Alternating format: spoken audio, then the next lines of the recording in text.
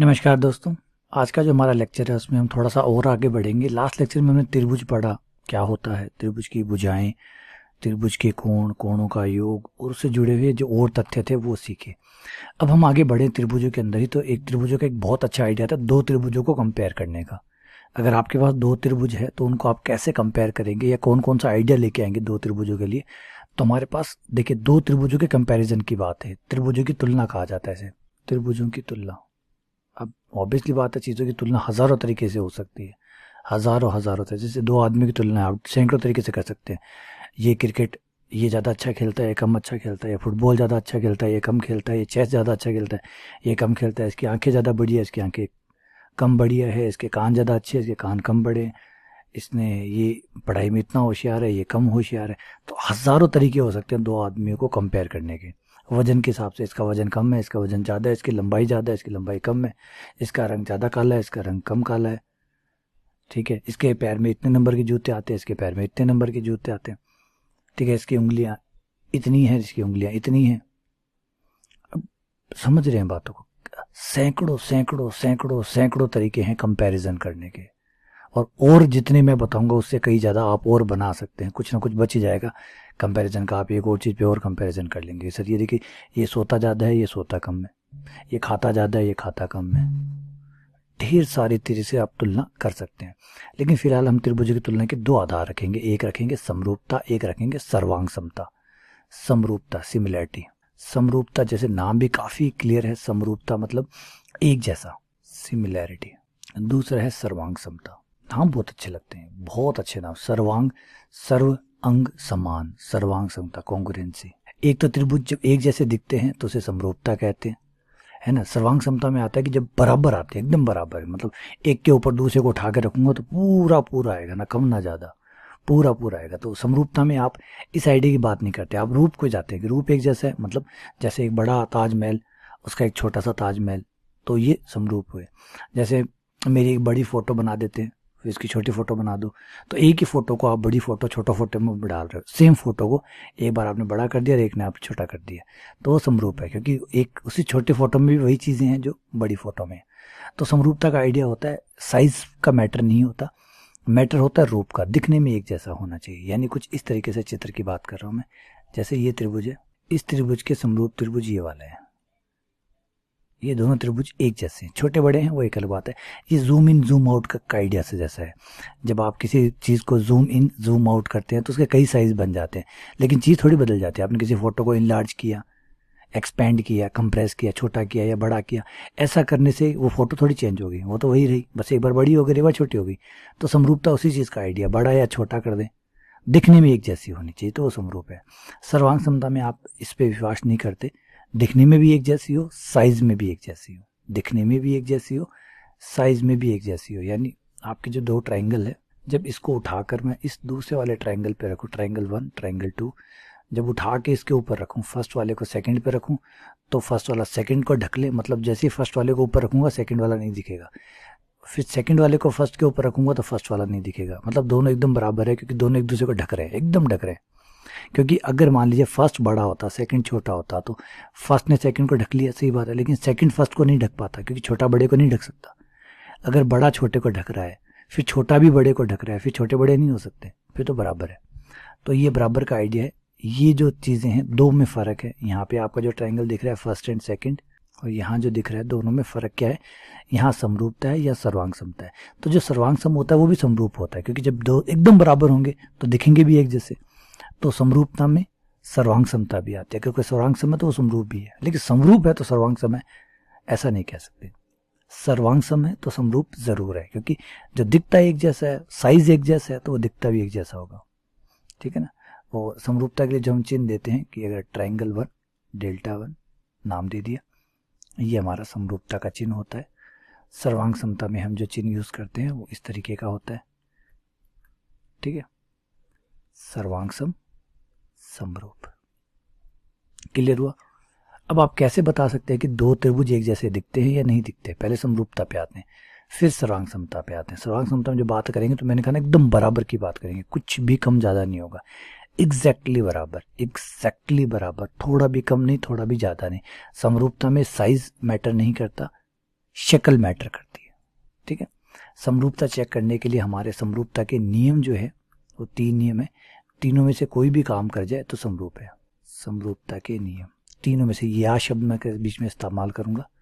पहला रूल, संगत कोण समान हो, या संगत भुजाएं समान अनुपाती हो, प्रोपोर्शनल हो।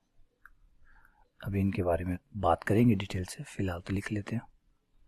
तीसरा और फाइनल रूल, वो भुजाएं समान अनुपाती, उनके मध्य का कोण समान, ठीक है। ये 3 रूल है। अगर इन 3 रूलों में से कोई भी रूल एक काम करता है, कोई भी बीच में वर्ड देख लीजिए, या वर्ड का इस्तेमाल किया है मैंने, कि कोई भी इन 3 रूल में से कोई भी रूल अगर काम करता है तो समरूप है, सिमिलर ट्रायंगल कहलाते हैं। अगर तीनों में से कोई भी काम करता है तो पहले आप रूल 1 को एक्सप्लोर करते हैं थोड़ा सा। ये रूल 1 क्या कहता है? रूल 1 कहता है कि आपका जो ट्रायंगल है ABCPQR, एक बार आप एंगल की बात कर रहे हैं, यानी रूल 1 के हिसाब से अगर एंगल ए और एंगल पी इक्वल है, रूल 1 की बात कर रहा हूँ मैं। रूल 1 में आप अगर आपके संगत कोण कोई भी एक एंगल दूसरे एंगल के बराबर है, जैसे एंगल ए और एंगल पी बराबर है, फिर दूसरा एंगल जो बी है वो किसी न किसी के साथ बराबर होना चाहिए। मान लेते क्यू के सरलता के लिए क्यू ही ले लेते हैं। फिर ये कोई ज़रूरी नहीं है कि ए इसके बराबर ही हो, यहाँ का एक एंगल वहाँ के किसी न किसी एंगल के बराबर हो, फिर यहाँ का कोई एंगल और किसी एंगल के बराबर हो, यहाँ का तीसरा एंगल किसी और एंगल के बराबर हो। तो इस तरीके से आपका ट्रायंगल्स बराबर होने चाहिए, एंगल वाइज बराबर होने चाहिए। तो ऐसा अगर है तो ये रूल 1 सेटिस्फाई होता है। ये दोनों ट्रायंगल ABC सिमिलर है ट्रायंगल PQR, ठीक है। अच्छा, रूल 2 कहता है हमें कि चलिए कोई बात नहीं, अगर मान लीजिए कोणों के बारे में आपको नहीं पता लेकिन आपको भुजाओं का रेशियो पता है, AB भुजा अपॉन PQ भुजा का रेशियो वही है, AB का और PQ का रेशियो वही है, जो आपके AC का और PR का है वही रेशियो है जो BC का और QR का है। अगर ये बात सही है रूल 2 के मुताबिक, तो भी आपके ट्रायंगल सिमिलर होंगे, समरूप होंगे।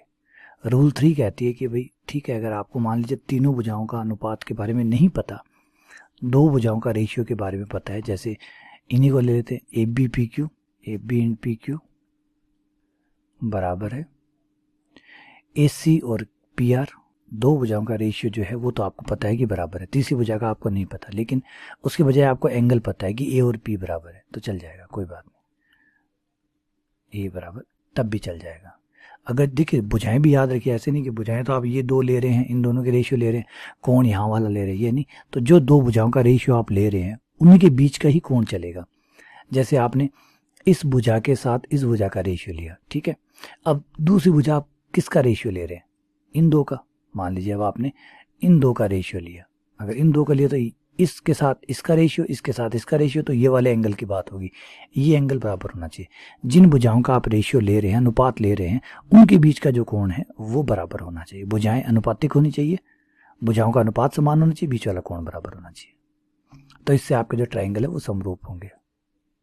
ये है 3 रूल, 3 में से कोई भी रूल काम करे त्रिभुज समरूप कहलाएंगे। उसके बाद आते हैं सर्वांग समता पे। सर्वांग समता के बारे में मैं आपको बता चुका कि यहाँ पे कोई भी जगह खाली नहीं है, कि भाई यहाँ पे छोटा बड़ा वाला आइडिया है ही नहीं, यहाँ बराबर का आइडिया है, यहाँ नहीं कि भी एक जैसा हो गया तो चल जाएगा। अब यहाँ पे थोड़ा समरूप को समझिएगा। समरूप का मतलब होता है एक जैसा दिखना। एक जैसा दिखने का मतलब आप समझ पा रहे हैं कि मैं क्या कह रहा हूँ? मैं कह रहा हूँ कि कोई चीज़ है, उसका एक छोटा रूप है, एक उसका बड़ा रूप है, वो एग्जैक्टली वैसी दिखती है। अगर आप देखेंगे, अगर उस बड़ी और छोटी वाली चीज़ को थोड़ा सा बड़ा करेंगे तो आपकी बड़ी वाली चीज़ जैसा दिखने लग जाएगा, बिल्कुल वही हो जाएगा। लेकिन अभी साइज़ में वो उससे छोटा है, साइज़ में छोटा है, बराबर है तब भी चलेगा, छोटा है तब भी चलेगा, बड़ा है तब भी चलेगा, लेकिन दिखने में एक जैसा हो, इसका नाम है समरूप। इसलिए नाम भी ऐसा ही है, सम मतलब समान, रूप मतलब रूप, जो रूप में समान हो। सर्वांग समता में जो बात आती है तो हम कहते हैं कि भाई दोनों त्रिभुज जो है वो बिल्कुल एग्जैक्टली बराबर हो, बिल्कुल एग्जैक्टली बराबर हो। यानी यहाँ पे अगर एक कोण 60 का है तो वहाँ पे भी कोई ना कोई कोण 60 का होगा, यहाँ कोई कोण 50 का है तो वहाँ पे भी कोई ना कोई कोण 50 का होगा, यहाँ पे कोई कोण 70 का है तो वहाँ पे भी कोई ना कोई कोण 70 का होगा, यहाँ पे एक भुजा 3 सेंटीमीटर है तो वहाँ भी 3 सेंटीमीटर होगी, यहाँ 4 सेंटीमीटर है तो वहाँ भी 4 सेंटीमीटर होगी, यहाँ 6 सेंटीमीटर तो वहाँ पे भी एक 6 सेंटीमीटर होगी। एग्जैक्टली जो आपको इस ट्राइंगल में नजर आएगा, जो चीज़ यहाँ इस ट्राइंगल में है सेम वो उस ट्राइंगल में, एग्जैक्टली सब कुछ। यूं देखिए वो 2 है ही नहीं, सिर्फ नाम 2 हैं, बाकी त्रिभुज एक है। इसे कहते हैं सर्वांग समता। सर्वांग समता चेक करने के लिए भी जो आप कहेंगे दो ट्राइंगल, आपका ट्राइंगल ए बी सी सर्वांग सम है, इसका मतलब है कि आपके ट्राइंगल सिर्फ दो नाम है, एक्चुअली दोनों बिल्कुल बराबर है। इनका क्षेत्रफल भी बराबर होगा, इनकी लंबाइयाँ भी बराबर होंगी। सारी लंबाइयाँ बराबर नहीं होगी, मतलब तीनों भुजाओं का जो होता है परिमाप जिसे कहते हैं, परिमाप तीनों भुजाओं की लंबाइयों का योग यहाँ, क्योंकि भुजाएं तो वही की वही है, वही भुजाएं वहाँ होनी है, तो यहाँ तीनों का जोड़ करो वहाँ तीनों का जोड़ करो बराबर आएगा। ठीक है ना। तो त्रिभुज एबीसी सर्वांग सम होगा, त्रिभुज पीक्यूआर कब होगा उसके लिए भी रूल है, सर्वांग समता के नियम। सर्वांग समता के नियम, यहाँ पे भी कुछ रूल है। Rule number first, side side side, S S S, थोड़ा सा एक्सप्लोर करता हूँ मैं भी इसको। Rule number 2, side angle side, angle side angle. ठीक है, ये तीन नियम यहाँ पे भी होते हैं। यहाँ कहा गया भाई साइड्स बराबर होनी चाहिए। साइड्स बराबर होने मतलब उसकी वहाँ पे एक साइड देखिए 3 सेंटीमीटर है, तो इस त्रिभुज में जाके देखिए कोई 3 सेंटीमीटर है क्या, वहाँ कोई अगर 4 सेंटीमीटर तो यहाँ कोई 4 सेंटीमीटर है क्या, यहाँ कोई 2 सेंटीमीटर तो वहाँ कोई 2 सेंटीमीटर है क्या। अगर ऐसा है तो रूल 1 काम कर रहा है और वो सर्वांग सम है। समझ रहे हैं बातों को। चलिए दोबारा समझाता हूँ कि जैसे ये ट्राइंगल है, रूल 1 के मुताबिक आप क्या कर रहे हैं, आप देख रहे हैं कि ये जो भुजा है, ये वाली भुजा ए बी, क्या पी क्यू आर की किसी भुजा के बराबर है, किसी भी भुजा के, कोई फर्क नहीं पड़ता किसके बराबर हो। ये भुजा जो है, ये वाली भुजा किसी भुजा के बराबर हो, चाहे वो कोई हो। सपोज करो आपने कहा कि हाँ जी है, किसके बराबर है, पी आर के बराबर है। ठीक है, फिर आप दूसरी भुजा पे आएंगे, क्या ए सी किसी के बराबर है, जो जुड़ चुके हैं वो आप अब खत्म कर देंगे। A B P Q P R के बराबर हो चुकी है, चलो ये बात खत्म। तो भूल जाइए कि ए बी कोई भुजा थी, भूल जाइए पी आर कोई भुजा थी। दूसरी भुजा पे आइए, ए सी बची हुई दो भुजाओं में से किसी के बराबर है क्या, तो आपने कहा हाँ जी है बराबर, किसके बराबर है, क्यू आर के बराबर है। तो ठीक है, ए सी बराबर क्यू आर। फिर तीसरी भुजा आपके बी सी बच गई, और तीसरी भुजा आपके पास कौन सी बच गई, ये, तो ये इसके बराबर होनी चाहिए। ये लीजिए, ये आपका सर्वांग समता का नियम कहलाएगा कि ये दोनों त्रिभुज सर्वांग सम है। तो एक साइड तक की साइड्स देख लीजिए, इस त्रिभुज में जो भी भुजा है उस त्रिभुज में भी है क्या, उसी लंबाई की एक भुजा है क्या, फिर दूसरी भुजा के बराबर कोई भुजा है क्या, तीसरी भुजा के बराबर कोई भुजा है क्या। अगर ऐसा है तो त्रिभुज ए बी सी और पी क्यू आर सर्वांग सम है। दूसरा रूल हमारा कहता है कि भाई ठीक है, अगर तीन भुजाएं बराबर नहीं है तो कोई बात नहीं, दो भुजाएं और एक कोण बराबर हो जाए, दो भुजाएं उनके बीच का कोण, रिपीट करो, ऐसे नहीं कि हर कोई कोण बराबर हो ना, दो भुजाएं और उसके बीच का कोण बराबर हो जाए। जैसे अगर हम बात करें कि ये दो भुजा, ये वाली भुजा इस भुजा के बराबर होगी, ये वाली भुजा इस भुजा के बराबर होगी, ये रूल 2 है। रूल 2, पहले दो भुजाएं बराबर होनी चाहिए। सपोज करते हैं कि ए बी, सपोज कर रहे हैं कि ए बी और पी क्यू बराबर है, ठीक है, बी सी और क्यू आर बराबर है, हो गया। अब जो दो भुजाएं बराबर हुई है, ए बी पी क्यू के बराबर हुई है, बी सी क्यू आर के बराबर हुई, तो इन दो के बीच में कौन सा कोण बन रहा था, बी, ठीक है। इन दो के बीच में कौन सा कोण बन रहा था, क्यू, तो बी और क्यू बराबर होने चाहिए। अगर ये तीनों बातें सत्य हैं तो रूल 2 के अनुसार ये सर्वांग सम है। ठीक है, तीसरा आ जाते हैं। तीसरा इंपॉर्टेंट रूल है, थोड़ा ध्यान दीजिएगा, A S A, angle side angle. तो जो दो आप एंगल बराबर बता रहे हैं, जो दो एंगल आप बराबर बता रहे हैं, रूल 3 पहले डिसाइड कर लीजिए कि कौन से दो एंगल बराबर हैं, कौन से दो एंगल बराबर है। सपोज कीजिए मैं कहता हूं कि एंगल बी बराबर है एंगल क्यू, ठीक है, कोई बात नहीं। एंगल सी बराबर है एंगल आर, ठीक है। तो अब ये दो एंगल जिस भुजा के ऊपर बने हुए हैं वो भुजा भी बराबर होनी चाहिए, बी सी बराबर क्यू आर। देखिए बी एंगल बी बिंदु पे बना है, सी सी पे बना है, तो बी और सी को मिलाने से कौन सी भुजा बनेगी, बी सी। तो बी सी जो है वो क्यू आर के बराबर होनी चाहिए। अब थोड़ा सा यहाँ पे याद रखिए, छोटे क्लास में पढ़ाते हैं लेकिन क्या होता है कि हम नियम ऐसे याद रखते हैं, S C S. S C S का मतलब ये बिल्कुल नहीं होता कि आप कोई भी भुजाएं ले लीजिए, कोई भी कोण ले लीजिए, ना ना ऐसे नहीं चलेगा। तो जो दो भुजाएं ले रहे हैं उनके ही बीच का कोण होना चाहिए, या जो दो कोण ले रहे हैं उसके बीच की ही भुजा होनी चाहिए।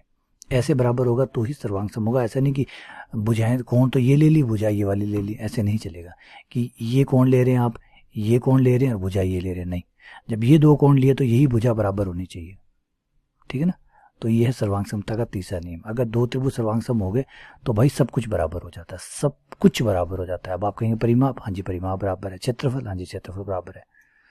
तो समरूप त्रिभुजों का सब कुछ बराबर होता है, सॉरी सर्वांग सम त्रिभुजों का सिर्फ नाम अलग होता है, बाकी सब कुछ समान होता है, प्रत्येक चीज समान होती है। ये प्रत्येक चीज कौन है, ये प्रत्येक वर्ड पे थोड़ा सा फोकस करिएगा। प्रत्येक वर्ड का मतलब है कि भाई जो आपको यहाँ है, जो भी आपके पास यहाँ है वहाँ होगा, जो भी एग्जैक्टली। अगर आपने कहा कि यहाँ मेरे पास एक 60 डिग्री का कोण है तो वहाँ पे भी एक 60 डिग्री का है। आपने कहा कि मेरे त्रिभुज का क्षेत्रफल, अगर सर्वांग सम है तो आपने कहा कि मेरे त्रिभुज का क्षेत्रफल 4 वर्ग इकाई है तो उसका भी 4 वर्ग इकाई है। आपने कहा कि मेरे त्रिभुज की जो पूरी लंबाई है, जैसे परिमाप कहते हैं, पेरीमीटर कहते हैं, वो 18 है तो उसका भी 18 है। ये खासियत होती है सर्वांग में, सब कुछ बराबर होता है। मैंने कहा एकदम ढक लेते हैं तो फिर छोटा बड़ा क्या रहा, कुछ नहीं रहा। आइए समरूप त्रिभुजों की बात करते हैं। जब समरूप होते हैं तो हमें क्या क्या फायदा मिलता है। यदि दो त्रिभुज समरूप है, यदि दो त्रिभुज तो कोण संगत कोण समान होंगे, ये तीनों बातें आपको मिल जाएगी। संगत कोण समान होते हैं मतलब यहाँ पे एक कोण होगा वही कोण वहां पे भी होगा, यहाँ एक कोण होगा वहां पे भी एक कोण होगा। भुजाएं समान, संगत भुजाएं समान अनुपाती होंगी। यहाँ अनुपात बराबर होता है, भुजाएं बराबर नहीं होती। हो भी सकते हैं क्योंकि समरूप है। सर्वांग सम, जैसे मैंने कहा कि सर्वांग सम जो होते हैं वो समरूप भी होते हैं, लेकिन समरूप जो होते हैं वो सर्वांग सम होते हैं ऐसा जरूरी नहीं है। संगत भुजाएं समान अनुपाती होते हैं, अनुपात समान होता है। तीसरी बात बोलने की जरूरत नहीं है क्योंकि तीसरी बात इनमें कवर हो चुकी है। और तीसरी बात कैसे कवर हुई वो देखिए। तीसरी बात थी क्या, तीसरी बात थी कि दो भुजाएं समान अनुपाती होगी, उनके कोण, बीच का कोण बराबर होगा। तो हम कह रहे हैं कि तीनों कोण जो है वो बराबर हैं। तीनों कोण बराबर का ये मतलब नहीं कि 60-60-60 है। यहाँ का एक कोण यहाँ के एक कोण के बराबर है, यहाँ वाला कोई एक कोण यहाँ वाले किसी दूसरे कोण के बराबर है, यहाँ वाला कोई तीसरा कोण वहाँ कोई तीसरे कोण के बराबर है। भुजाओं का अनुपात बराबर आएगा, ठीक है ना, अगर समरूप है तो, ठीक है ना। चलिए यह है समरूप का आइडिया। अब समरूप में जो प्यारी चीज मिलती है वो है क्षेत्रफलों का अनुपात। वो बड़ा कमाल का होता है। ये थोड़ा सा देखिए, क्षेत्रफलों का अनुपात। दो त्रिभुज अगर समरूप है, हमने कहा कि त्रिभुज ABC समरूप है त्रिभुज PQR, तो इनका जो क्षेत्रफलों का अनुपात है वो बड़ा इंटरेस्टिंग होता है। तो यहाँ जो इम्पोर्टेंट बात है वो है कि समरूप त्रिभुजों का जो क्षेत्रफल होता है का क्षेत्रफल संगत भुजाओं के अनुपात या वर्ग के अनुपात कर दीजिए, क्योंकि अनुपात करके वर्ग करिए, वर्ग करके अनुपात करिए, एक ही बात है।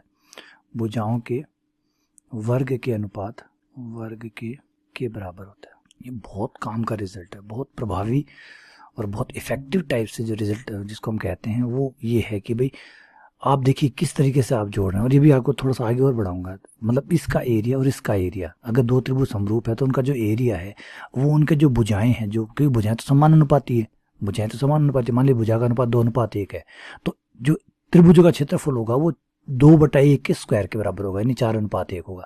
अगर भुजाएं 2:1 में है, अगर भुजाएं 2:1 में है तो क्षेत्रफल 4:1 में होंगे। और ये भुजाओं के अनुपात की बात ही नहीं है, आगे देखिए भुजाओं के ही अनुपात की बात नहीं है। अगर आप यहाँ भुजाओं को हटाकर माध्यिका का लगा दें तो ये माध्यिकाओं के लिए भी सही है, माध्यिकाओं के वर्ग के अनुपात के बराबर। और माध्यिका नहीं, ये लंब के लिए भी सही है। जो लंब होते हैं उनका जो अनुपात है उनका वर्ग कीजिए, उनका अनुपात लीजिए, उसके बराबर है। तो यानी ये काफी जबरदस्त चीज है। जो माध्यिकाएं आपकी होती है, जो माध्यिकाएं आपने खींची है, उनका अनुपात निकालिए, उनका वर्ग कीजिए, भुजाओं का वर्ग कीजिए, माध्यिकाओं का वर्ग कीजिए या फिर लंबों का वर्ग कीजिए, ये सब बराबर होते हैं। किसके अंदर? समरूप त्रिभुजों के अंदर। समरूप त्रिभुजों के अंदर आपकी भुजाओं का अनुपात, आपकी माध्यिकाओं का अनुपात, आपके लंब का अनुपात, ये सब बराबर होते हैं। तथा क्षेत्रफल के अनुपात के साथ अगर आप निकालें इनका तो इनका वर्ग के बराबर होता है। तो ये अच्छे रिजल्ट है, ये प्रभावी रिजल्ट है। मैंने जैसे कहा, हाँ परिमाप से जुड़ा हुआ, परिमाप से जुड़ा हुआ कोई रिजल्ट नहीं है, परिमाप से जुड़ा हुआ कोई भी रिजल्ट इसमें नहीं है। तो फिलहाल ये चीज़ आपको समझ में आ गई होगी, ठीक है। अब अगर परिमाप का बनाना चाहें तो कैसे बनाएं, चलिए परिमाप को बनाते हैं। परिमापों का अनुपात। परिमाप का मतलब क्या होता है? परिमाप का मतलब होता है तीनों भुजाओं का जोग। तीनों को जब आप जोड़ लेते हैं तो परिमाप कहलाता है। तो आपका ये त्रिभुज है ABC, ये दूसरा त्रिभुज है PQR। जैसा कि हम कह रहे हैं कि दोनों त्रिभुज समरूप है तो इसका परिमाप हुआ।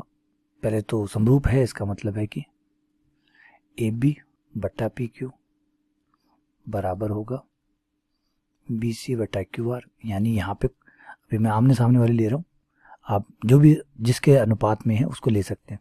तो AB के अनुपात में कोई तो होगी, मान लीजिए PQ है, BC के अनुपात में कोई तो होगी QR होगी, और ऐसे ही AC के अनुपात में भी कोई ना कोई भुजा होगी, मान लीजिए वो PR है, ठीक है। इसको बराबर आप मान लीजिए अनुपात को कि ये K अनुपात है, ठीक है। तो AB बराबर आपके पास आ गया K × PQ, AB बराबर K × PQ, बी सी बराबर के इंटू क्यू आर और ए सी बराबर के इंटू पी आर, आपके तीनों भुजाएं आ गई।